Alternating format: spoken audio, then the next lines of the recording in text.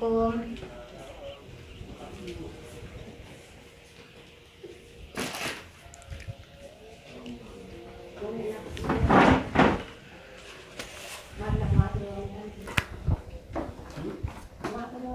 Assalamualaikum warahmatullahi wabarakatuh.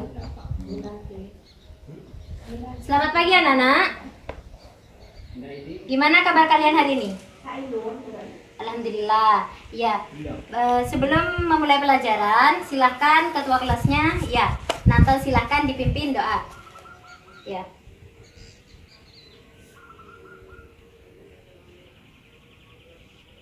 Amin. Kurasa kalian sudah hadir semua, jadi tidak usah ibu absen ya. Nah, selanjutnya hari ini silakan. Tadi pelajaran siapa jam pertama? Oh, gak ada gurunya. Ya, silakan dirapikan dulu tempat duduknya sembari ibu akan menjelaskan tujuan pembelajaran hari ini. Ya.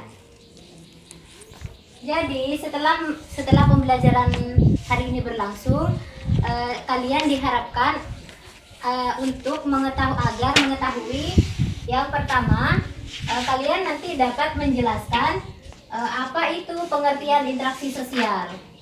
Dan yang kedua, kalian nanti bisa mengidentifikasi syarat-syarat terjadinya interaksi sosial. Dan yang ketiga itu, setelah melakukan pembelajaran nanti kalian dapat menjelaskan, menganalisis ciri-ciri interaksi sosial. Dan yang terakhir itu dapat menjelaskan faktor pendorong interaksi sosial. Ya, seperti itu. Jadi hari ini ibu akan menjelaskan apa itu interaksi sosial, pengertiannya, syarat-syaratnya. Ya, jadi pertama ibu akan menjelaskan apa itu pengertian interaksi sosial. Ya, jadi anak-anak, pengertian interaksi sosial itu adalah hubungan timbal balik antara individu dengan individu, individu dengan kelompok, dan juga kelompok dengan kelompok. Nah, contohnya yang individu dengan yang individu itu seperti Anton ngomong berdua, bicara berdua sama Ahmad misalkan. Ya, itu merupakan contoh individu dengan individu. Sedangkan kalau individu itu dengan kelompok, misalkan ibu dengan kalian, ibu menjelaskan itu ibu individu, sedangkan kalian itu kelompok. Sedangkan contohnya untuk yang kelompok dengan kelompok, misalkan seperti pertandingan bola antara sekolah SMP Peragaan dengan MTS apa, misalkan itu merupakan contoh antara interaksi sosial kelompok dengan kelompok ya. Selanjutnya itu ciri-ciri interaksi sosial. Nah, ciri-cirinya di sini anak-anak, yang pertama lebih dari satu orang. Jadi sudah jelas ya bahwa ciri-cirinya interaksi sosial itu harus lebih dari satu orang. Minimalnya harus ada ya 2 orang. Nah, selanjutnya berlangsung secara timbal balik. Nah, ini jelas seperti yang sudah ibu jelaskan tadi, bahwa dalam interaksi sosial itu harus ada hubungan timbal balik antara kita dengan orang lain, seperti itu. Nah, sedangkan yang ketiga, adanya komunikasi dengan menggunakan simbol-simbol. Ya, jadi dalam melaksanakan interaksi sosial di sini anak-anak biasanya menggunakan simbol-simbol seperti kayak bahasanya di sini yang dimengerti oleh yang kita ajak bicara. Misalkan dengan neneknya menggunakan bahasa Madura, seperti itu. Jadi kalian kalau misalkan berbicara dengan seseorang, usahakan menggunakan bahasa yang dimengerti oleh orang lain agar interaksi yang terjalin di sini dapat berjalan dengan baik, seperti itu. Nah, sedangkan yang keempat, adanya tujuan tertentu.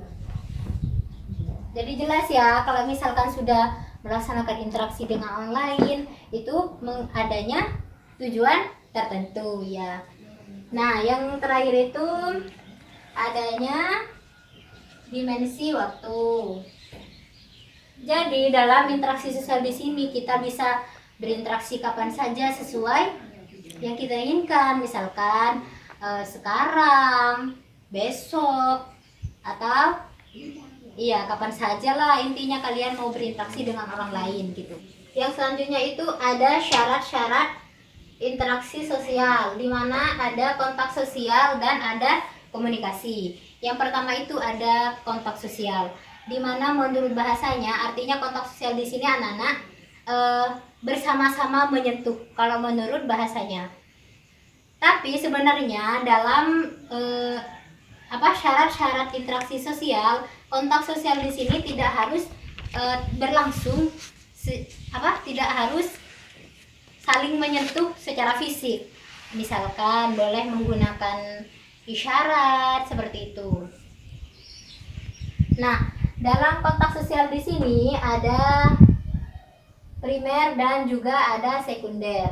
Di mana kontak sosial primer di sini merupakan kontak sosial yang berlangsung secara tatap muka. Misalkan saling menyapa, saling bersalaman, atau saling berbicara, ya.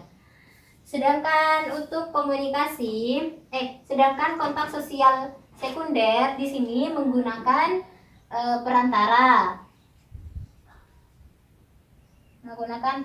Misalkan menggunakan video call, kalian misalkan ingin ngobrol dengan keluarganya yang ada di luar Madura misalkan, itu kan bisa menggunakan interaksi sosialnya di sini, bisa menggunakan video call atau telepon biasa seperti itu.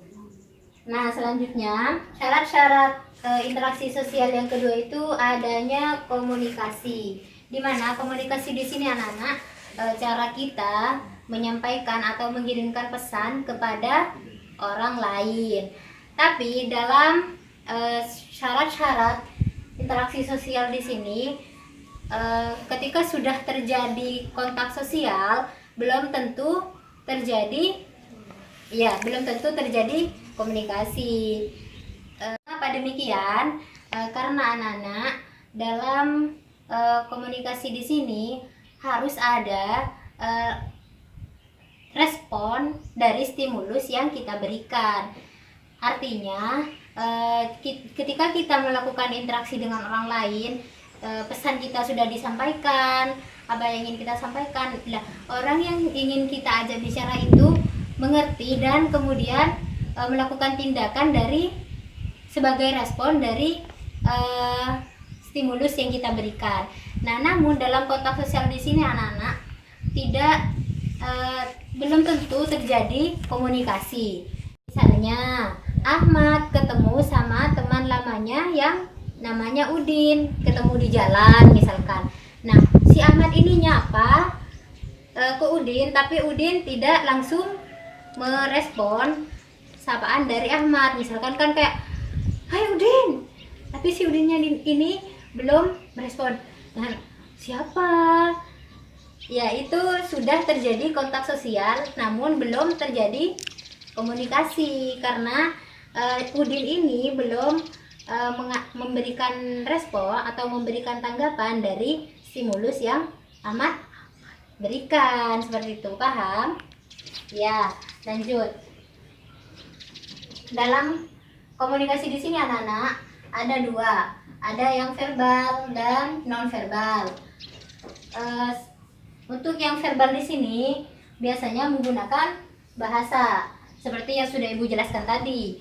Ya, biasanya bahasa yang digunakan di sini itu yang dimengerti oleh lawan bicara kita, seperti itu.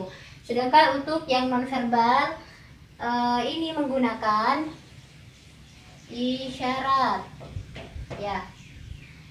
Biasanya isyarat yang digunakan itu seperti isyarat mata, isyarat tangan, atau lain-lain seperti itu. Sedangkan dalam unsur-unsur komunikasi di sini yang pertama ada komunikator atau orang yang Orang yang berbicara. Ya, jadi komunikator di sini orang yang menyampaikan pesan atau orang yang berbicara. Sedangkan komunikan orang yang menerima pesan. Ya. Sedangkan komunikan di sini merupakan orang yang menerima pesan dan juga unsur-unsurnya itu ada pesan, media, efek atau pengaruh dari pesan yang disampaikan. Selanjutnya itu ada yang keempat itu faktor-faktor pendorong terjadinya interaksi sosial.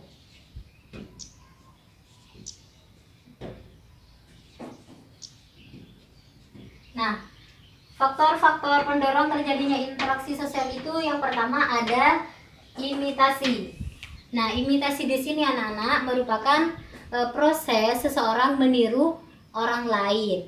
Seperti misalnya yang ditiru itu gaya berpakaian, misalkan gaya bicara dan lain sebagainya.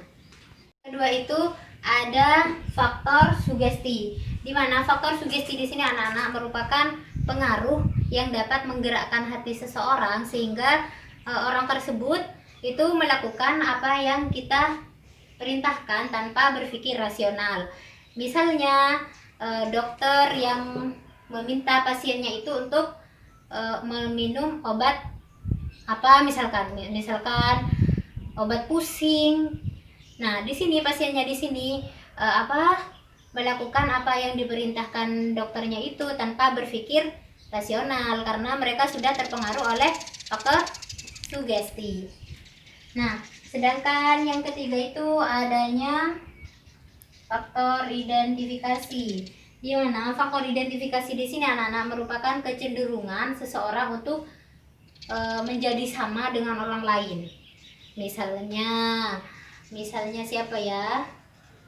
Misalnya Udin lagi. Ya nggak apa-apa. Ya misalnya Udin mengidolakan pemain bola. Oh jangan, Anam kan biasanya yang sering ini. Anam biasanya mengidolakan pemain bola, misalkan siapa ibu kurang itu juga kalau pemain bola, misalkan Ronaldo Wati misalkan.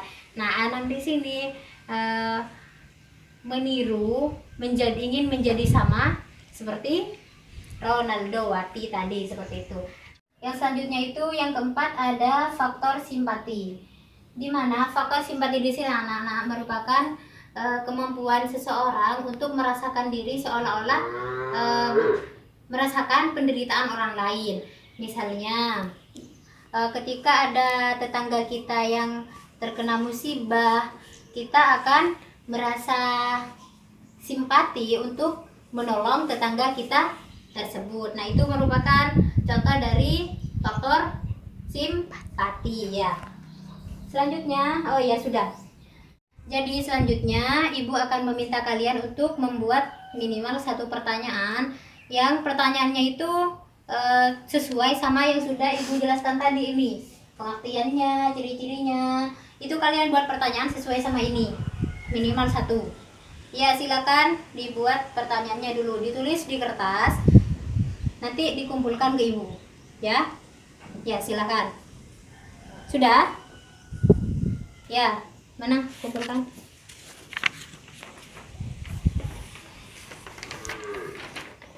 Yang punyanya ini sudah. Nah lagi. Ya sudah semua. Ya jadi hari ini ibu di sini akan mengadakan game.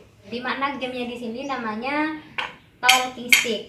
Nah, anak-anak gamenya di sini menggunakan tongkat, misalkan spidol ini dijalankan secara estafet dengan diiringi lagu. Nanti ibu akan di sini ada lagunya. Selama lagunya ini belum ibu berhentikan, maka itu tetap berjalan sampai ibu memberhentikan lagunya dan pemegang tongkat terakhir ini yang akan ibu kasih pertanyaan ya. Jadi sebelum ibu memulai gamenya, silahkan kalian baca dulu bukunya, buku paketnya halaman 85 sesuai sama yang ibu jelaskan tadi pengertiannya. Ini semuanya itu silahkan kalian baca dulu ya. Baca. Ibu kasih waktu 10 menit untuk membaca. Ya sudah. Ya baik. Mari kita memulai gamenya. Jadi ini lagunya biar ibu aja yang tentukan. Kalau lagu ini nanti ibu berhentikan, nah itu yang dapat pertanyaan. Mulai ya. 1, 2, 3. Ya, jalan.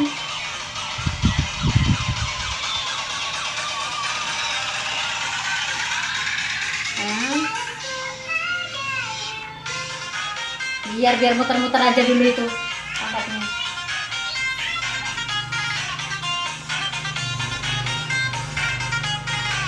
Nah, siapa? Ya, ayo ibu yang kasih pertanyaan tadi. Siapa yang terakhir itu? Ini silakan pertanyaannya dijawab. Dijawab di tempat, gak apa-apa. Ya bagus. Lanjut ke pertanyaan selanjutnya.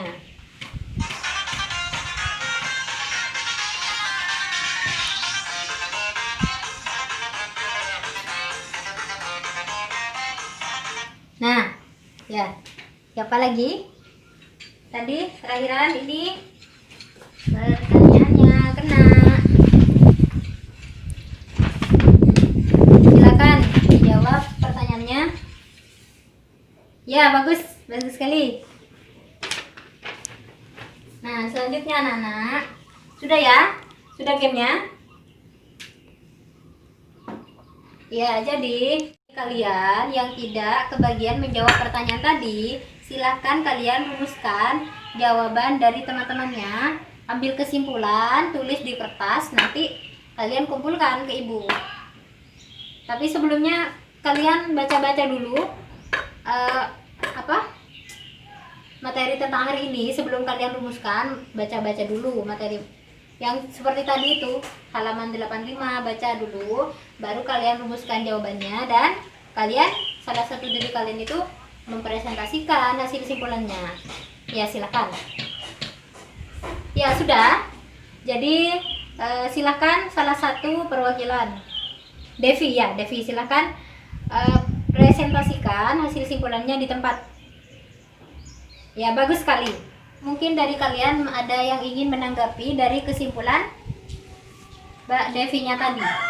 Ya, silahkan kalau ada. Nggak ada? Oh ya, baik. Nah, selanjutnya di sini kesimpulannya anak-anak, bahwasanya kita sebagai makhluk sosial tidak akan terlepas dari yang namanya interaksi sosial, karena kita membutuhkan bantuan dari orang lain. Jadi gimana? Masih ada yang ingin ditanyakan? Gimana? Oh baik, kalau tidak ada yang ingin ditanyakan, pesan dari ibu, jika kalian berkomunikasi dengan orang lain, terutama dengan orang yang lebih tua, usahakan untuk berinteraksi dengan cara yang baik, sopan, dan tidak meninggikan suara di depan orang tua. Ya, intinya berinteraksi dengan cara yang baik, seperti itu. Untuk pertemuan selanjutnya, silahkan kalian pelajari tentang bentuk-bentuk interaksi sosial asosiatif halaman 89. Ya, silahkan dibaca di rumah. Minggu depan ibu akan menjelaskan tentang bentuk-bentuk interaksi sosial asosiatif, seperti itu. Ibu cukupkan dulu untuk pertemuan hari ini. Sebelum ibu tutup, marilah kita bersama-sama membaca kafaratul majlis. Subhanakallahumma wa bihamdika asyhadu an la ilaha illa anta astaghfiruka wa atubu ilaik. Sekian dari Ibu. Wassalamualaikum warahmatullahi wabarakatuh.